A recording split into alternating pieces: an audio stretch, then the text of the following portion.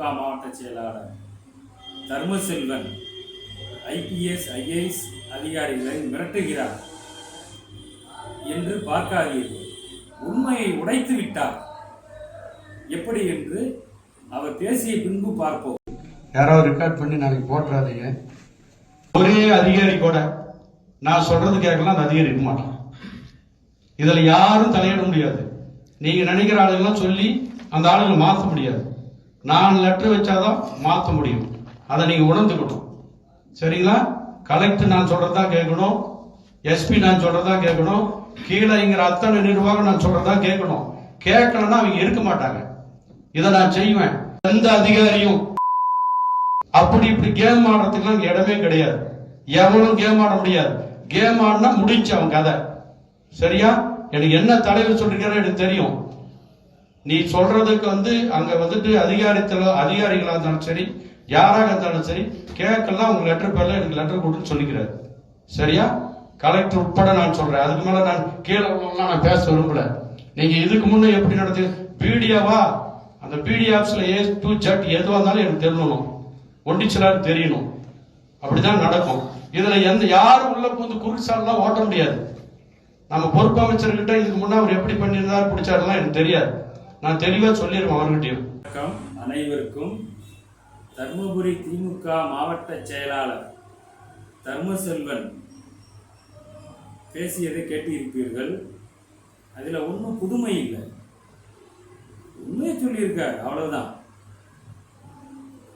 இன்னும் சொல்ல போனா இதுதான் உண்மை. இது தர்மபுரி மாவட்டம் மட்டும் இல்லை, ஓல் தமிழ்நாடு மாவட்டம் பூரா இதான் நிலைமை. இந்த மாவட்ட செயலாளரை மீறி நீங்க ஒரு பெரிய ப்ராப்பர்ட்டி வாங்க முடியாது, பதிவு பண்ண முடியாது.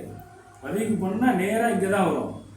இவர்களோட அனுமதி தான் பண்ண முடியாது. ப்ராப்பர்ட்டின்னு இல்லை, தொழில் பண்ண முடியும். எந்த தொழிலும் செய்ய முடியாது.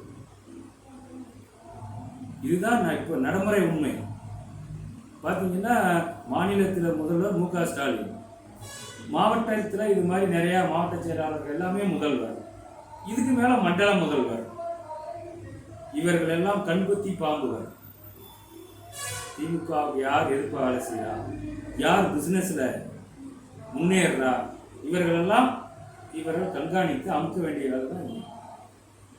இதுக்கு கீழே பார்த்தீங்கன்னா வட்ட செயலாளர், வார்டு செயலாளர், அதுக்கப்புறம் ஒன்றிய செயலாளர், நகர செயலாளர், இவங்க எல்லாம் குறுநில முதல்வர். இவர்களுக்கும் இதே தான். யார் திமுகவில் எதிர்ப்பாக இருக்காங்களோ அவங்க எல்லாத்தையும் அழிக்க கணக்கெடுக்கிறது. அது மட்டும் இல்லாமல் இவர்களை பகைச்சிக்கிட்டு எந்த ஒரு வியாபாரமும் பண்ண முடியாது. இதை மக்கள் புரிஞ்சுக்கணும். திமுக இப்படின்னா அதிமுக அடிமை. இவர்கள் கேட்க மாட்டார்கள். இவர்களுக்கு அவர்கள் அடிமை. அவர்கள் அதிமுக ஆட்சிக்கு வந்தாலும் இவங்கெல்லாம் ஒன்றும் பண்ண முடியாது, ஒன்றும் பண்ண முடியாது. இதுதான் நிலைமை. இதுல இந்த மாவட்ட செயலாளர் உண்மையை சொல்லியிருக்காரு, பாராட்டணும், உண்மையிலேயே பாராட்டுது. இதே மாதிரி தமிழ்நாட்டில் நடந்தா என்ன பண்ணுவீங்க? இவங்களை தான் மன்னராட்சின்னு. இப்போ நான் சொல்றதுல இதான் மன்னராட்சி. கேட்டீங்கல்ல, மன்னராட்சின்னா என்னன்னு? இதான்.